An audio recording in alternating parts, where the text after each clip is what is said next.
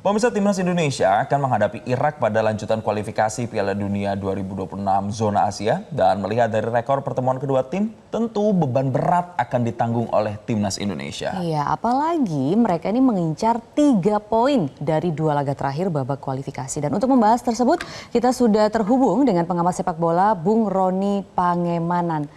Bung Ropang, selamat pagi, terima kasih atas waktunya. Nah, kalau kita melihat peringkat nih, Bung Ropang, beban berat harus dipikul oleh Timnas Indonesia saat melawan Irak. Bagaimana Bung Ropang melihat hal ini? Ya, saya pikir kita melupakan dulu untuk peringkat, ya, karena di pertandingan terakhir di Qatar, di Piala Asia itu kita memberikan perlawanan sengit. Setelah kita kalah dengan 5-1 bermain di Basra untuk di pra-Piala Dunia, kita bergeser ke Piala Asia itu, kita hampir saja menahan mereka. Sebelum ada gol kedua mereka di masa injury time babak pertama, ya, Marcelino sempat menyamakan kedudukan saat itu. Jadi saya pikir modal dari 2 pertandingan dan terakhir bermain di Qatar Piala Asia itu akan jadi pelajaran bagi kita, bagi STY sudah bisa melihat. STY boleh optimis, tetapi jangan sampai overconfidence. Masuk lapangan saya pikir dengan kepala tegak, yaitu nyali, mereka harus fighting spirit, harus kuat. Dan Irak itu mungkin tidak akan bermain ngotot. Kenapa? Karena mereka sudah pasti lolos, ya. Pelatih Jesus Casas ini akan berusaha untuk pemain-pemainnya bermain lebih rileks di lapangan. Jangan kalah, artinya di sini mereka cukup imbang, udah aman bagi Irak. Tidak kalah lawan Indonesia. Kita yang harus menang mendapatkan 3 poin. Sehingga kita harus bertarung habis-habisan di depan publik sendiri. Nah, pemain-pemain harus masuk dengan mental yang kuat. Tidak mudah mengalahkan Irak. Karena Irak itu dalam 2 pertandingan terakhir bisa memasukkan 8 gol ke kita. Kita hanya bisa memasukkan 2 gol ke mereka. Kalah 5 dan kalah 3. Jadi Piala Asia yang saya bilang tadi. Jadi pembenahan yang harus dilakukan STY adalah sektor pertahanan. Kelihatan pertahanan kita kuat. Jordi Amat, Rido di sana ada, Sandy Walsh, ya, Justin Hubner. Ini kan pemain-pemain yang bagus. Ya, didampingi oleh wingback yang oke lah. Ada Asnawi, ada Pratama, dan sekarang ada Sain. Tapi buktinya, faktanya bahwa kita kebobolan 8 gol dalam 2 pertandingan ya di tahun ini. Jadi harus hati-hati untuk menghadapi Irak. Ya, STY tentunya lebih tahu dengan kekuatan tim kita, dan saya pikir dia pantas untuk mengatakan optimis untuk menumbuhkan rasa percaya diri bagi pemain-pemain, itu penting. Ya, itu tapi saya bilang jangan terlalu berlebihan. Kalau kita bermain dengan semangat yang kuat, saya pikir kita bisa mengatasi Irak, begitu. Ya, intinya soal mentalitas lagi gitu ya, Bung Ropang ya. Tapi sebelum membahas mengerucut mengenai soal pemain kunci begitu, kalau dari secara komposisi strateginya, diprediksi kayaknya Timnas Indonesia akan pakai 3-4-3 seperti lawan Tanzania beberapa waktu lalu. Kalau kita pakai formasi seperti itu, apakah kemudian peluang kita lebih besar atau seperti apa kekuatannya? STY tentunya tidak akan main-main untuk merubah gaya permainan kita dengan skema 3-4-3. Itu yang sudah tersaji dalam pertandingan juga menghadapi 2 kali lawan Irak. Kita kalah akan dengan formasi demikian. Lawan Tanzania juga dengan hal demikian. Mungkin saja hanya akan berubah 1-2 pemain di sini. Kalau dengan Tanzania kan Sandy Walsh masuk ke dalam bersama dengan Jordi dan Rido. Rido tidak tergantikan. Bisa saja sekarang ada Justin Hubner yang bisa ditarik ke belakang. Atau ya, jika Jai Ises mengatakan, ya Coach Shin, saya siap untuk bermain walaupun saya capek dalam perjalanan, tapi saya akan siap demi merah putih menghadapi Irak karena saya ingin Indonesia lolos ke putaran ketiga. Itu akan dipertimbangkan dan akan dibicarakan pada pagi ini antara Shin akan duduk bersama dengan Jai Ises yang datang tadi malam. Jadi ini suatu hal yang sangat bagus ketika Ises yakin bahwa dia tenaga dia oke, Sintayong percaya mempertimbangkan semua ini. Saya lebih senang bahwa Jai Ises ada dalam tim.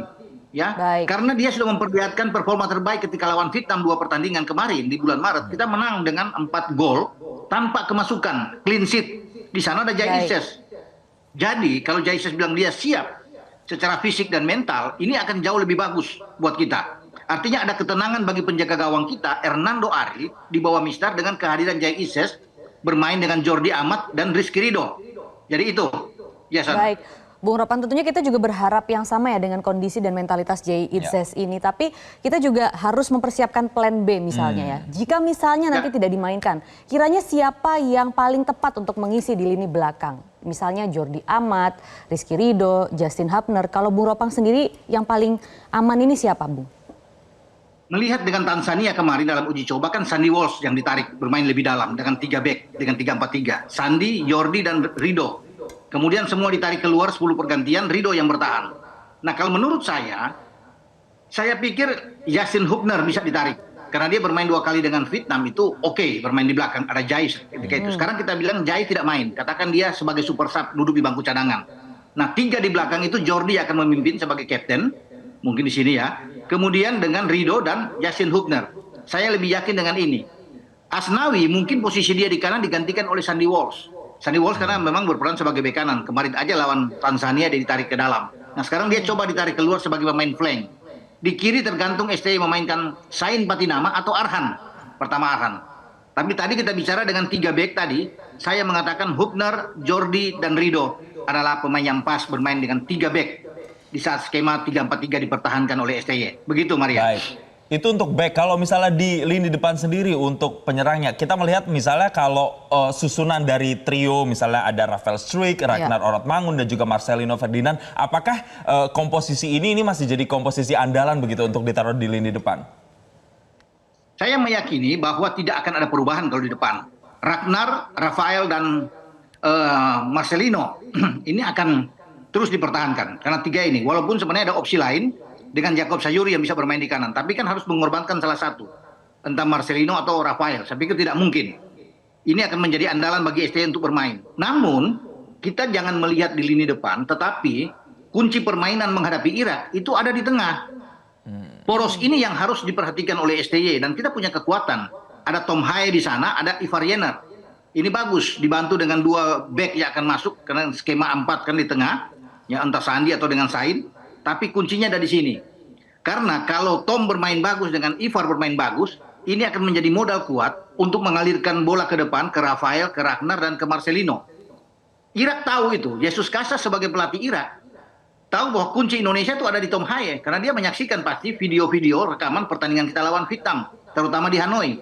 Ketika Tom Haye berperan begitu besar. Ada satu asis yang bagus terhadap Jai Ises. Jadi dia akan dikunci saya pikir. Entah dia menyuruh mungkin Osama Rashid atau Amir Al-Amari, 2 gelandang terbaik yang ada di kubu Irak, untuk bisa mengatasi, menahan permainan dari seorang Tom Haye. Karena kunci kita kan ada di Tom Haye.